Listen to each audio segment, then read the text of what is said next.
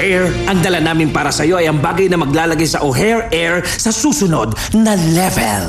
Pero Mr. O'Hare, alam kong iniisip nyo. Una, yumaman ako sa pagbebenta sa mga tao ng mas fresh na hangin kaysa sa mabahong nasa labas ng bayan. Pangalawa, ang pinaka-importante, paano pa ako kikita ng mas malaking pera? Ha! Sasabihin namin sa inyo, sir. Sasabihin namin. Tingnan nyo itong commercial, ha? Ay nako, eto na naman ang walang buhay na Sabado. Dude, nagkakamali ka dyan. Ha? Aba?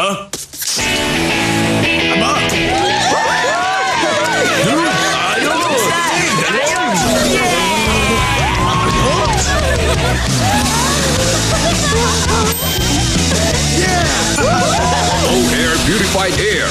Freshness to go. Please breathe responsibly. Boss, nagustuhan nyo? Tama? Niloloko niyo ba ako?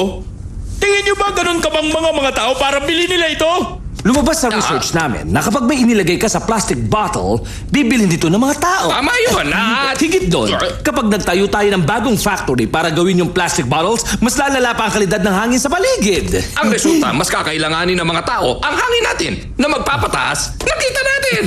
Sa madaling salita, pag mas marumi ang kalangitan, mas maraming bibili sa bayan. Nakita mo? Isa talaga siyang henyo. Linyang-linya pa lang nagra-rhyme na. Alam kong nagra-rhyme yun. Alam mo kailangan yung dalawa? Nasa gitna ako ng meeting! Anong? Bakit siya alis ng bayan? Walang pwedeng umalis ng bayan! Alamin yung balak niya.